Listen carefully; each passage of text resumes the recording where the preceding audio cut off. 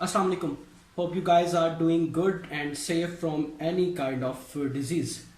Okay, before going to start the next and the last section of our subject electromagnetic theory, let's revise the course so far so that it will help us to move forward as well. Okay, in the beginning of the subject, we state that any deductive theory like our subject electromagnetic theory, we need three pillars to design that specific theory. Okay, so first of the pillar is the basic quantities. Second is the rule of operation that will operate on those basic quantities, and finally third is the fundamental postulates of that theory. Okay, so as we defined electromagnetic theory, a subject which deals with the study of sources and their effects. So basic quantities should consist of the sources and the effects. In electromagnetic theory, we state that sources are charges, charge density, current, and the current density. And their effects will be electric field intensity, electric flux density, magnetic flux density, and magnetic field intensity. Okay, at the second step, the second pillar was the rules of operation. We state that gradient, divergence curve, divergence theorem, Stokes theorem, null identities, and Helmholtz theorem will be the rules of operation that we will apply on these basic quantities to formulate the fundamental postulates or other theories. Okay, so at the next step, when we were going to define the fundamental postulates, we separate our study in two different domains. We state that these basic quantities are the function of space and time. Okay, at the first step, we state that okay, we will just observe, we will just study the effects of space coordinates, like we had gone through the orthogonal coordinate systems. Okay, and we will not consider the time factor for some time. Okay, then when we start our study for the fundamental postulate, our study was separating electrostatic and the magnetostatic. Both of them, electrostatic or magnetostatic, were dealing with only the space coordinates, and we didn't discuss the time variation or time function when we were designing the electrostatic or magnetostatic. Okay, what was the electrostatic? In the electrostatic, we state that the basic quantity charge is only here, and it is not varying with respect to time, with respect to space. It is static. Then what will be the effects? The effects were electric field intensity and the electric flux density, and these were the fundamental postulates of electrostatics. Based on these fundamental postulates of electrostatics, we find out the very important boundary conditions and some other effects of electrostatics, like coulombs, electric potential, etc. Okay, then we state that okay, that basic quantity has changed its position, and the position is changed, but there is not any time variation yet. So what will be the effect? The effect was magnetic flux density and the magnetic field intensity. When this charge source, it will move with constant speed, and there is not any variation in the resultant current. Current is constant, not varying with respect to time. Then these will be the fundamental postulates of the magnetostatic study. Then eventually we find out the boundary condition for magnetostatics, and other very important facts like transformer equation, Beveridge-Savart law, and the mutual and self inductances, and the final was torque and forces in the magnetic field environment. Okay, I have to make a note about 2 points. Number one, note that each of the fundamental postulate is independent of the other. For example, if I am talking about the electrostatic, then electrostatic fundamental postulates are not talking about the magnetic quantities. Similarly, magnetic or magnetostatic fundamental postulates are not talking about the electric field intensity. But in the practical world, both of these quantities are connected. We observe, we as an engineer observe, then when there was magnetic field, there was some electric field. So, second step, as I said, our basic quantities are functions of two variables, space and the time, and we split our study in two steps. At the first step, we just discussed the space coordinate, and now onwards, at the second step, we will discuss the time variation, that what happens to these basic quantities and especially these fundamental postulates when these charges and currents, the basic quantities, change or vary with respect to time. Okay, we will find out the answer of our first query as well as we had made. So, okay, when we discuss the time variation, the first thing that we encounter is the Faraday's law of induction. Faraday's law states that these sets are no more separate entities like this when there is a time variation involved or the charge or the current is varying with respect to time. Okay, when current is varying with respect to time, you will encounter or you will discuss the AC current and consequently AC circuits. So let's start the study of electromagnetics, where basic quantities of electromagnetics are functions of space and the time coordinates. Let me start with the revision of Faraday's law of induction that we had studied in the elementary physics. Faraday stated that he did experimentally, he proved it experimentally that, for example, if you wrap a conducting wire around a wooden or any core like this, okay, consider a cylinder. It could be air, it could be wood, any material, and if you wrap a wire around it, coil it, solenoidal like this, and connect these two ends with the galvanometer, okay, then when you bring a magnetic source or bring a magnet close to this experimental setup, it's solenoidal, then there was a deflection in this galvanometer.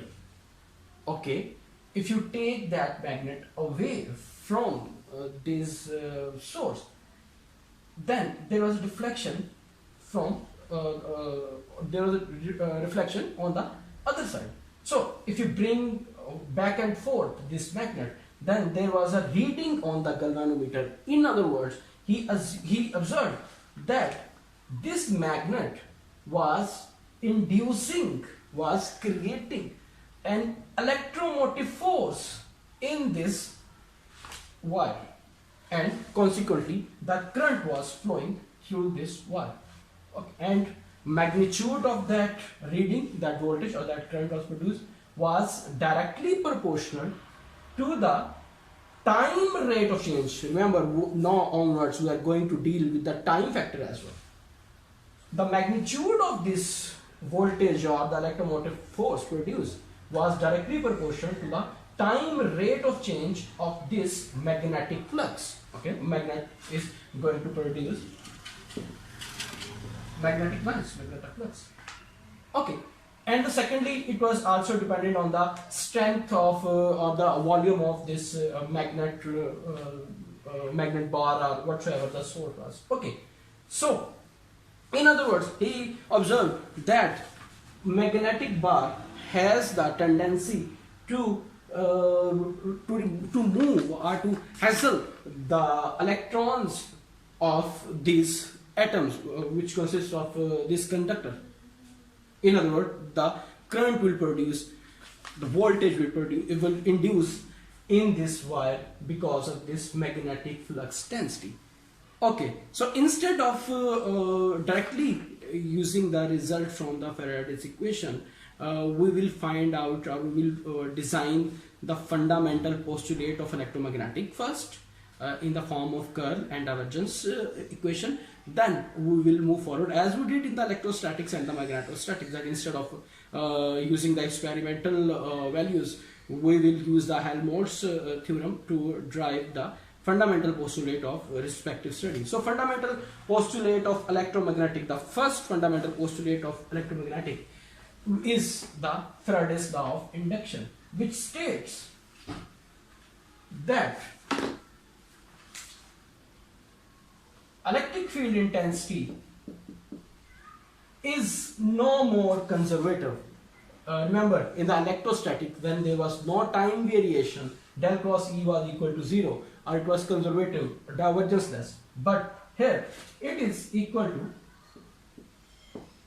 time rate of change of magnetic flux density in which our experimental, in which our setup is placed. And secondly, it was Lenz, in addition to the Faraday's, it was Lenz who stated that direction of that induced electromotive force is opposite to the source which is causing that EMF. And we have discussed many times that for the opposition we used to state this. So that was the first change in our fundamental postulates of electro or magnetostatics that was told by the Faraday, that electric field intensity, when there is a time variation, as long as there is no any variation with respect to time, electric field intensity is conservative, or rotation of the electric field intensity is equal to 0. But when there is a time factor, then del cross E is equal to negative rate of change with respect to time of the magnetic flux density. Okay, it was for the point when we are going to find out the rotation of electric field at some given point. But what about the complete structure? Consider a surface, an arbitrary surface S, and there is a magnetic flux which is crossing through this surface. Consider this surface, magnetic fluxes, and this surface is bound by a contour. This is the contour, this is the cross. Okay, now when that magnetic flux will change with respect to time, it will not be constant with respect to time, it will vary with respect to time. Okay, then there will be an electromotive force around this that will be induced in this contour, which is around that closed path. Okay, here you will observe that, and direction of that will be in the opposite direction to the source, the magnetic flux density that is causing the EMF. Okay, so if I have to convert this differential form of Faraday's law in the integral form, then surface integral on both sides, Stokes law on the left hand side will convert that surface integral in the line integral. I believe so far you will have these things on your fingertips, inshallah. You got d of phi. Okay, that will be equal to negative surface integral, okay, dot d of s. Okay, so it is a differential form of Faraday's law of electromagnetic induction, and it is the integral form of Faraday's law of electromagnetic induction, or the first fundamental postulate of electromagnetic theory. Okay, we will apply this integral form or the differential form on some cases. At the first step, we will apply it when the conductor is static and magnetic flux is varying with respect to space and time, with respect to time especially. And at the second time, when conductor is moving And third step, when conductor is also moving and magnetic flux is also varying with respect to time.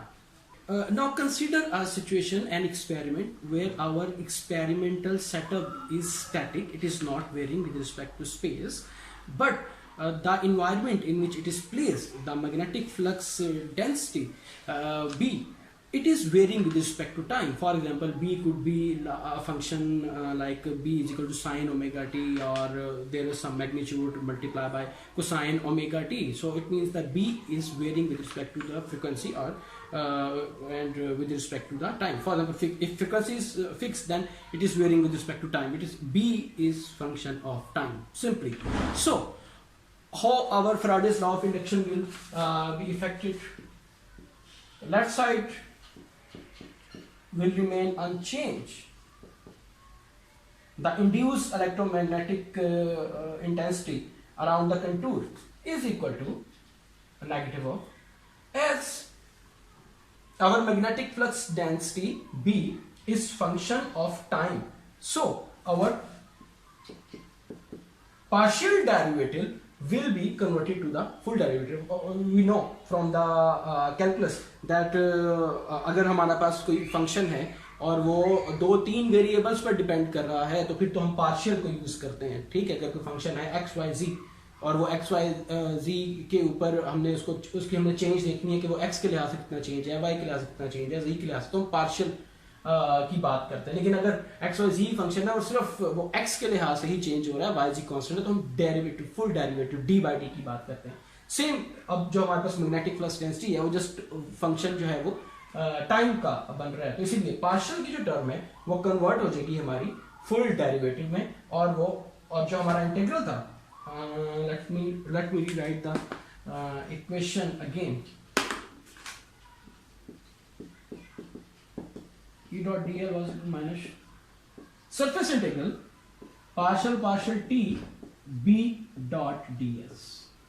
Okay, जो integration है वो आपकी surface के ऊपर है, जबकि आपका function जो है वो टाइम का आ गया, तो ये आपका फुल डेरिवेटिव जो है वो इंटीग्रेशन से बाहर आकर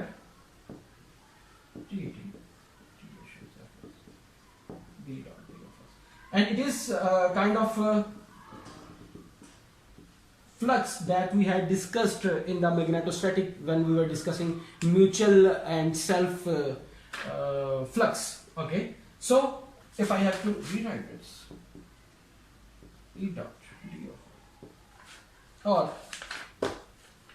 this is the induced electromotive force, and in your book he is going to write it like this, a V with some tilted circle kind of thing. Induced electromotive force is equal to minus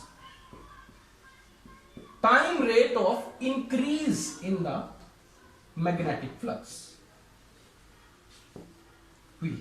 Okay, so when your circuit is stationary, but the environment in which it is placed, the magnetic environment in which it is placed, it is varying with respect to time, that it will be the final Faraday's law of electromagnetic induction. This situation, this case has a very important application for the electrical engineers, and it is the transformer. Transformer is an AC device which uses to transform currents, voltage and impedances from one to other value. Okay, what is a transformer now? Transformer states, okay, consider our solenoid again, some iron core body like this, okay, and you wrap a conducting wire having some turns N1 around there, and there is a voltage. Let's say the initial or the primary, and current is flowing in this direction, and when there is a flux, it will affect, when there is a flux flowing in this geometry, it will affect the other coil. The first coil, the primary coil, has some N turns, and the secondary coil has some N turns. because of the change in magnetic flux, as we were discussing, consider it as a surface and magnetic flux is changing in this surface. Just consider this primary part. There will be a voltage induced and resultantly there will current flowing in this wire. Because of the flux, because of the coupling, this will affect the other coil as well, as the same flux is transferred. So there will be V2 and current I2 is flowing. There are N2 number of turns in this wire. So according to the electromagnetic induction, this is a stationary circuit but magnetic flux is changing. So V1 is equal to minus number of turns N1 d phi by dt. As flux is same in this primary and this secondary, so V2 is equal to minus number of turns are different in both of these coils. Okay. When we divide them, V1 over V2 is equal to N1 over N2.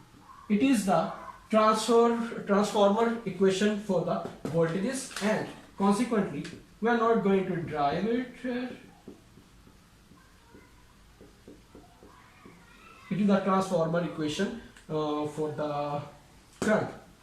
अगर हमारे पास एक transformer given है जिसकी दोनों coils के ऊपर जो voltage की वैल्यूज हैं वो गिवन है, तो हम ये फाइंड आउट कर सकते हैं कि अच्छा इतना वोल्टेज निकालने के लिए मिसाल के तौर पर आपके पास प्राइमरी पर आपको 120 वोल्ट्स दिए गए हैं या हमारी जो सप्लाई है 240 वोल्ट्स दिए गए हैं और आपको कहा गया कि इसको स्टेप डाउन करें, यानी कि 240 वोल्ट से आपने लेट से एक चार्जर जो है वो डिज़ाइन करना है जिसके लिए आपको जो डायरेक्ट सप्लाई है जो हमारी अप्लायंसेस में सप्लाई आती है वापडा से, उसको आपको स्टेप डाउन कर कोई 12 वोल्ट्स के ऊपर लेके आना है ताकि वहां से एसी से आप उसको डीसी में कन्वर्ट से करें, जो आप इलेक्ट्रॉनिक्स में भी टेक्निक्स पढ़ रहे हैं उसको यूज करते हुए। तो फिर आप क्या करते हैं, अच्छा अब आपको चाहिए कि हाँ जी इस साइड के ऊपर इतने टर्न्स दूं और इस साइड के ऊपर इतने टर्न्स दूं, तो ये सारी इंफॉर्मेशन या आपको कितना करंट फ्लो करवाना है इन दोनों वायर्स के अंदर, ये सारी इंफॉर्मेशन आप इन इक्वेशन से फाइंड आउट कर सकते हैं। For the second case of Faraday's law of electromagnetic induction, consider a situation in which your circuit is moving with some constant velocity and the environment in which it is placed, or the magnetic environment, it is static, it is not moving, the B is not moving with respect to time this time. And for example, consider two bars and there is a conductor, these are two conducting bars, and there is another bar placed in some direction and moving in a normal direction where magnetic flux intensity is normal or perpendicular direction in both of these directions. Okay, or you have a circular disc which is placed in a perpendicular normal direction of magnetic flux density, and magnetic flux density is static. So what will happen to the Faraday's law of induction? The left side again will be the same, induced electromotive force in this kind of induction will be same, but at the right side, remember that we state what was the Lorentz law. We said that when a charge is moving in a magnetic field intensity with velocity v, then there is a force there is a force affecting that conductor, which was a F of m magnetic force, and that was equal to the direction of the plane that was constituted by the velocity and the magnetic flux density vectors. Okay, U cross P. So here we will use that phenomena in theory to drive the second, the right hand side of this situation. Okay, so if let me write first. Induced electromotive force in this situation where the conductor is moving, the surface that we just had considered is moving, but the magnetic field intensity it is static. Okay, अब जो हमारे पास जो surface थी वो एक जगह से दूसरी जगह पर जा रही है, लेकिन जो उसके अंदर मैग्नेटिक फ्लक्स डेंसिटी फ्लोट कर रहा है वो टाइम के लिहाज से चेंज नहीं हो रहा है, तो फिर इस तरह की सिचुएशन में देखें टाइम की वेरिएशन पहले वाले केस में आ गई, उस सिचुएशन में आ गई जब आपके पास ये वेरी कर रहा है, ये जो आपका सरफेस जो आपने डिजाइन की थी ये with respect to time vary कर रहा है। तो आपके पास जो कंटूर है, जो क्लोज पाथ है इस सरफेस के अंदर, उसके अंदर ईएमएफ इंड्यूस्ड हो गया, it is the induced EMF. Okay, इसका मैग्नीट्यूड या इसकी जो वैल्यू है वो क्या है, वो आपके पास जिस वेलोसिटी से मूव कर रहा है और जिस फ्लक्स के अंदर इसको आपने रखा हुआ है, ओके, ये एक सरफेस बना रहा है, उस सरफेस के यानी कि ये आपकी जो है वो वैल्यू होगी जो कि आपको इसको इफेक्ट करेगी।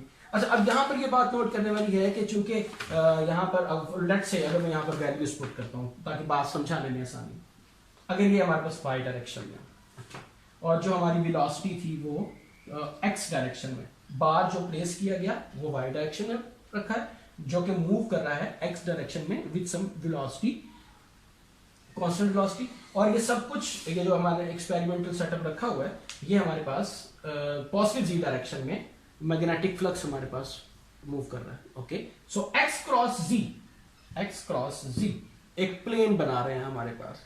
ओके, उस प्लेन की जो है वो ये यहां पर वो प्लेन जो है, फॉर एग्जांपल अगर ये हमारे पास प्लेन बन गई, उस प्लेन की जो बाउंड्री है हमारे पास वहां पर आपको ईएमएफ प्रोड्यूस होता हुआ नजर आएगा। जितनी ज्यादा वेलोसिटी होगी या जितना ज्यादा आपके पास मैग्नेटिक फ्लक्स की स्ट्रेंथ होगी उतनी ही ज्यादा ये ईएमएफ प्रोड्यूस होगी, यानी कि the magnitude of the induced EMF around this contour will be equal to the magnitude of the velocity or the magnitude of the magnetic flux density or both of them. Okay, as there is only one factor, there is only one component of the magnetic flux density is involved, which is cutting the surface. Okay, just like an X, जैसे आपके पास मिसाल के लिए ये surface है तो इसको मैं काटना चाहूँ, ठीक है, तो इसके तीन सरफेसेस थी x, y और z, तो इसमें जो सरफेस कट कर रही है वही यहाँ पर आपके पास कंट्रीब्यूट करेगी, यानी कि अगर हमारी इस सिचुएशन में देखें x क्रॉस z तो मेरे पास y नेगेटिव y आ गया, ठीक है, तो वो सिर्फ y यहाँ पर कंट्रीब्यूट कर रहा है। ओके, और अगर मैं अपनी इस ज्योमेट्री को विजुअलाइज करने की कोशिश करूँ तो y वो कॉम्पोनेंट है x, y, z का जो कि मेरे फ्लक्स की डायरेक्शन को कट कर रहा है, इसीलिए मोस्ट ऑफ द लिटरेचर में इसको कटिंग फ्लक्स भी कहते हैं जो कि यहाँ पर प्रोड्यूस्ड हो रहा है। Okay, so now for the third and the final case consider that our experiment is constituted like our conductor is also moving and we have placed that conductor in the magnetic field which is also varying with respect to time. So the resultant induced EMF in that contour will be E dot D of L. It will be resultant of both of the previous cases, or transformer magnetic flux produced because of the time varying magnetic flux density and the motional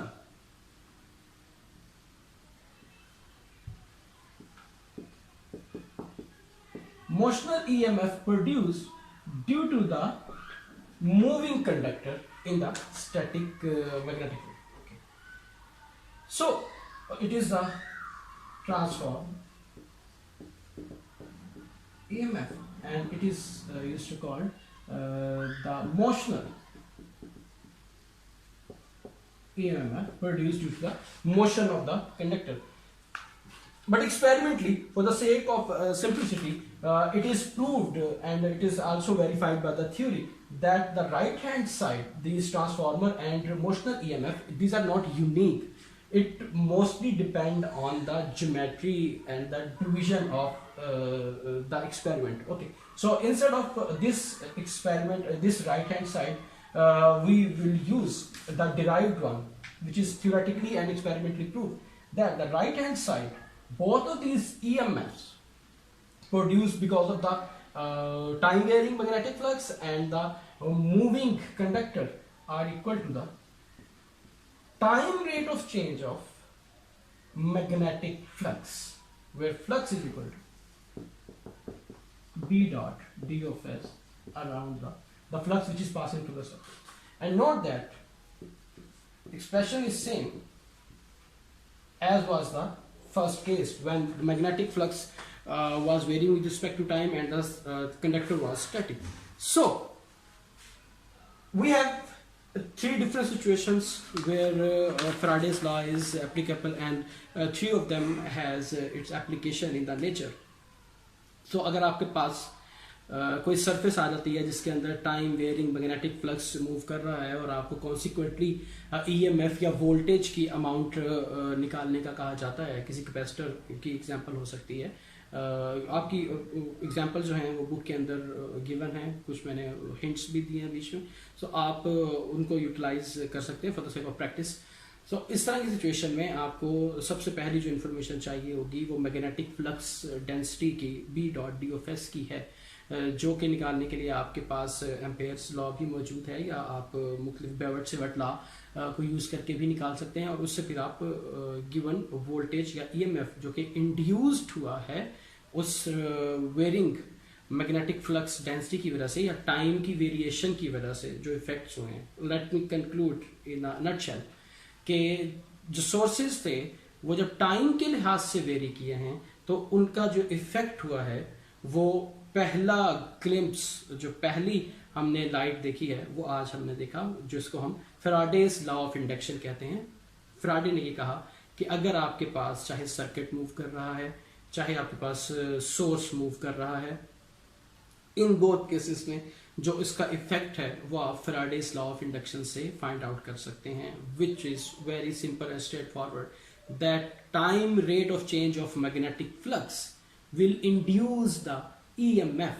अगर magnetic flux density time के लिहाज से magnetic source कहना इस तरह से सही नहीं होगा, मैग्नेटिक इफेक्ट्स जो हैं आपके पास अगर वो टाइम के लिहाज से वेरी कर रहे हैं तो रिजल्टेंटली आपके पास इलेक्ट्रिक क्वांटिटी E या उसकी रोटेशन की वजह से जो है वो वोल्टेज प्रोड्यूस होगा।